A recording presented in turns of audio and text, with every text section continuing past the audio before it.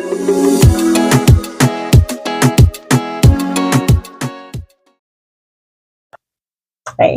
so today it's just like a bit of a reminder. So I shouldn't be before you long. Um, and it's just a reminder that we don't need to lose sight of why God put us here on earth. We don't need to lose sight of um, what it is and what it means to be a follower of Christ. And I don't know if that really even makes sense for me to say it like that, but just don't lose sight. You know what I mean? Okay, so depending on how old you are, that's how long you've been in this world. So if you're 20, 15, 30, whatever, that's how long you've been in this world. And being in a place for that long makes you want to adapt to the environment that you're in. You, if that does that make sense?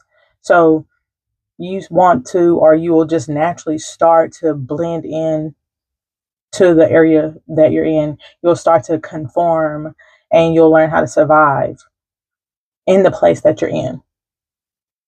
So when I say don't lose sight, like that's what I'm talking about, because it's so easy to do, because we've been here for all these years. And then depending on whenever you came into the faith, whenever you accepted Christ, and then not just accepting him, but then when you actually started to live for him, because we can accept Christ and then we'll go do whatever. And a lot of us, most times, at, you know what I'm saying, like maybe teenage years, you come into the knowledge of Christ and you'll possibly go through the motions like most people do. You know, you'll get baptized or, whatever. It's different for everybody, but I'm just saying for just some of the people that I've seen and been around, in those early years, you start going to church and you get baptized, you kind of go through the motions, you get older, and then you want to kind of venture out, and then life just happens, you know what I mean? And then a lot of us don't, in those times, most of us don't have discipleship. And for the ones that do have discipleship, thank God, but like, that's not everybody's story. So some of us, we find Christ in our adult years, so you've already been out in the world, just kind of, just living and surviving in the world, and I say surviving, I'm not trying to make it sound like it's just like this whole jungle, but sometimes it is. Sometimes living out in this world feels like a jungle. Um, Depending on where you're from and background and, the environment, the where you grew up at, stuff like that. So it's different for everybody. So it's easy to just conform to the world, but the Bible tells us to transform. Like, don't be conformed to this world, but be transformed by the renewing of our mind. But a lot of times we don't always remember to just meditate on the word. We say it, but then when life starts to happen, we don't sit there and just be like, oh, let me meditate on the word. I got to remember this. I got to remember that. As much as we want to, like you want to, you know what I mean? You want to keep the scripture. You want to keep it in your mind, in your heart. You want to meditate on the word day and night. Like, we all mean well and we want to do what's right by God and to live, a holy life before the Lord. But life does happen. And we just kind of go through the motions and we go through like whatever our situation is at the time. Sometimes we'll let it kind of overtake us, you know. So thank God for community, especially if you have community. Thank God for praying people, praying friends, praying spouses. Thank God for that. Because sometimes you need somebody, right? Um anyway, I don't want to get too far off, but don't lose sight. And I was kind of giving all that background just to say, depending on like like I said, depending on where you are from or the kind of environment you grew up in, or, it's easy to lose sight because you're only doing what you've been doing. So when you come into Christ, or once you really start like for real following Christ, where you've decided, okay, I surrender, like I'm done trying to do it my way. Like I'm gonna follow the Lord. I want to obey God. When you really start doing that, we have to remember that we got to keep our eye on the prize. We have to keep our eye on the prize. And it can be so easy to lose sight of like your assignment, whatever God has called you to do. It could be so easy to do that because one minute you over here, it's like, oh, the Lord told me to, I don't know, like, I don't know, whatever God told you to do, insert that. Okay. So the Lord told me to do this thing, he told me to start this thing. And so you want to do that, but then here come some bills, right? And you need to pick up some more shifts because you need to pay these bills, or somebody got sick. And so now you need to go out of town and you need to go stay with whomever, your mother, your grandmother, whomever, so you can take care of them. So now you can't focus on the assignment. And although you try to, implement the assignment while you're helping out other people, it's hard. And so sometimes it can be easy to lose sight because life happens. Sometimes we lose sight because we start, I don't know, following somebody new, like on social media, or maybe you just get new friends, you start hanging with a new crowd, and now you lose sight over what God has called you to do because you're with this group, you're watching this person, and you didn't see the harm in it. It didn't look like it was an issue or a problem to follow this person on social media or hang with this group of people. Like, it seemed harmless, but it was taking your attention and it was taking your time from what God told you to do. And so sometimes it's just those little things that creep in, that seem harmless. It's like, I'm not sinning, or I'm not doing this, I'm helping, or, like you really don't see the problem, but it's simply an obedience factor. It's like now you've devoted yourself and your time to something else. So be careful of those little things because they can take you really fast. They'll take you really quickly and you won't even see it coming, because it seems so harmless. And you really had no like intention of anything like ill or against, what God has called you to do, but it's just one of those things. It just kind of, like I said, it just takes you fast, and it happens. So yeah, remember to not lose sight. Remember to don't compare yourself to anybody else. Don't compare yourself to their journey, their process. Don't compare yourself to where they are right now. Like, don't compare yourself to anyone. Don't compare yourself to like the things you have compared to what somebody else has. Like, you don't know what God is doing in their life. You don't know like why he gave that to them, or what they may have to go through with what they have.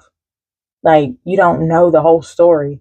And I'm not even saying that in a bad way, like, oh, they have to go through this to get it. Not like that. But sometimes God will give somebody something that, like, it's appealing to you. You like it. You're like, you're coveting. Like, oh, I want this, I want that, or look how they have that, But it's like, that could actually be the thorn in their side that God gave them. You know what I'm saying? So don't compare. Don't compare yourself to them. Don't compare what they have to what you have or don't have. God does different things for everybody because we're different people and we require different things. Once again, remember, you are here on assignment. If you don't know what your assignment is, if you don't know what God wants you to do, or what he's calling, if you're unsure of what he's calling you to, then my question to you is, have you asked? Like, have you asked? And if you say, oh yeah, I did, I asked, I prayed, I'm always asking. Cool. Now, did you sit down and listen? Did you wait for an answer? Or did you just hop to the next thing? So just check those things. Be sure to just check back and be like, okay, I prayed about it. I waited for a word. Like, I've been spending time with God in his presence. Because he will reveal to you what he has for you to do. And sometimes, man, sometimes he just wants to spend time with you. He wants you in his presence so you can get to know him and his nature. And then y'all move to the next step. So be sure to spend that time with him. Be sure to get in his presence. Like, don't just give him 5 minutes and think, oh, I spent time with the Lord. I mean, no shade when I say this, but I've seen some people, you know what I'm saying, on YouTube, and they'll be like, oh, this is how I spend my days. I spend time with God, but then it's like they praying for 5 minutes. And I don't mean any disrespect at all. I mean, it's everybody got their thing, but like, I just know that usually when I spend time with the Lord for real, like giving him my time, it's longer than 5 minutes. It's not some flyby prayer just to say I showed up. You know what I mean? So I can go to the next part of my day. It's not that. And like I said, that's not no disrespect to nobody, but I'm just saying, generally, I spend about an hour or so with the Lord. So what I'm saying is, like, give him some real devoted time. Like, don't be like, okay, in 10 minutes I gotta go, I don't know, I gotta go do this or I gotta go do that, so let me spend some time with the Lord real quick. Like, don't do that. Of course, y'all pray, talk to him always. Always. But if you want to spend some real alone time with the Lord so that he can really speak to you and minister to your spirit, then like set aside that time, turn off your phone, or just don't bring it with you into the place that you're going to spend time with the Lord. Try to get rid of every distraction as much as possible. And so you can just really get engulfed in the presence of the Lord. You know what I mean? Don't be trying to cook and pray at the same time. You're gonna burn down the house. I'm saying that because I did that and forgot I was cooking. Anyway, but the Lord is good because he reminded me before I burnt up the food. Anyway, so don't do that. But yeah, give him some real like devoted time. Okay. Yeah, I think that's really all I wanted. Just don't lose sight of why you're here and the assignment that God has placed on your life, because you are somebody's answered prayer. Like, you really are. You know what I mean? Just like somebody is your answered prayer. You are somebody's, like, you are somebody's assignment, if that makes sense. Like I kind of want to tell you a little bit about my story, but I'm trying to not do that. Um, like, they spoke to you and said words to you in a time that really set you up for the next place that God was taking you to. So, um, and I guess I'll go there, but, like, however many years ago, what, 10, however many years ago, like, that's what happened in my life. Like, I was at work, a lady came to my job, and it's just like a brief story. I won't go through detail, but she came to my job. She talked to me for a quick minute or whatever, and she introduced me to someone else, another lady that she knew, that could like assist me in the area, like education wise. And that next lady that she introduced me to invited me to church. And with that invite, um, that's that happened to be the church where I found Christ. And like, I got baptized at that church. Like, that was the church went to, like, it all started from that conversation. So that's what I'm saying. Like, she was, back then I didn't know, and I would have never put these words to it, but I was a part of her assignment. Like, she met me, just casual conversation, introduced me to somebody else who was helping me with one total different thing. It wasn't even about ministry or church or nothing like that. Like, she was helping me with something else, right? And just because of that, she just invited me to church. She was like, to Bible study, and I said yes. And that's the only reason I came to the Bible study, because I said yes, because I really I didn't want to come back. Okay, that was before I was seeking the Lord, whole different life, and it's because I was scared. I was for real scared to come to church, because the enemy had already told me, oh, if you go, they're gonna judge you. They gonna, like, really seriously. I was like, man, I don't want to go back because they're gonna judge me, or they might say, oh, like, I don't know, like, prophesy into my life and be like, oh, the Lord said this, this, and that, or call me out. I was afraid of being pointed out, right? And that's what the enemy does. He gets us, it's fear. It's a fear tactic. He gets you afraid, tells you all these things. And when I went ahead and went, because I said yes. And I was like, man, I can't, that's one thing about me. I'm like, I don't want to, like, go against my word. I already told her, yeah, I don't want to not show up. And so I went because I had already said yeah. So, and because I did, like, God changed my whole life. He really changed my life. And all those thoughts that I had in my head, they were all false, all lies. Like, nobody was mean or rude. Nobody judged me. Nobody pointed me out. Nobody singled me out and was like, whatever type stuff, whatever you can imagine. But it was none of that crazy stuff. It was nothing. It wasn't even scary. Like, it really blessed me. And the enemy knew, if she goes to this place, then she's gonna learn about the Lord. Like, she won't be walking in darkness anymore. I'm gonna lose that one. You know what I'm saying? Like, right now I got her on the road to hell, so let's keep her there. Right? But he knew, if she made it to church, if she came, then, like, she won't be mine anymore. And that's exactly what happened. I stopped walking with the enemy. I stopped walking in darkness. I came to the light, and it's the best place that I've been. And it's only gotten better. It doesn't get boring or dull. It's gotten better. Like, God has, like, shown himself, true and faithful, just like his word says. And yeah, it's just been the best thing. So you are someone's assignment, and someone is your assignment. So don't forget that you are here on assignment. Okay? So that's why it's so important to fulfill the assignment. Work at it. Because you don't know. It could just be one person. It could be a million people. It could be 10,000. It could be 500. It could be 2 people. But it doesn't matter. It's the fact that, like, you know what I'm saying? Even if it's one, that's still someone. That's someone that you help. You pull them out of darkness. You brought them into the light. You know what I'm saying? Like, that's a big deal. It's a really big deal. And I'm forever grateful for my encounter.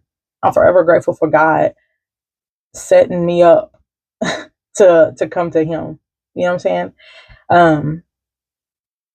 Yeah, because I really thought I was going for a whole nother reason, which I got that too. Like, the whole, like I said, it was an educational purpose. Like, she was helping me out with some stuff, and I got that too. But this was better. You know what I'm saying? This was better. This right here, this is eternal life with Christ. Right? So yeah, so don't lose sight, man. Don't lose sight. Whatever your assignment is, do the assignment to the best of your ability. Don't halfway do it. Like, give it all of you. Give it all of you. And that way, whomever you help, like, you know what I'm saying, you're gonna leave that impression on them, and they're gonna want to give all of them, because they'll be forever grateful. because I know I am. I'm still grateful to have met those two ladies. Like, man, so grateful. I thank God and I thank God for their obedience, because what if she wouldn't have, what if she wouldn't have been like, oh, I know somebody who can do this? And what if the other lady wouldn't have been like, hey, you wanna come visit us on Wednesday? You wanna come visit us in Bible study? Like, what if she wouldn't have? I don't know. I know God would have probably did something else, but still, the fact that I'm just glad that she was obedient. Anyway, okay. Yeah, don't compare yourself. Don't worry about somebody else's race. You run your race, okay? You run the race that God has set before you to run, because everybody's different, and He deals with us differently, because some of us a little more hard headed than other ones. I'm just saying, some of us. Anyway, all right. Okay. Y'all have a blessed day. I hope everybody is well. I hope everybody's doing good. I pray that I don't know, whatever you need, whatever God is going to do and wants to do in your life. I pray that you see it come to full fruition, and I pray that you grow stronger and stronger in the Lord. And like I pray that your prayer life is so much more intentional, stronger, that you walk in more faith and power. Yeah. All right. Y'all have a blessed day.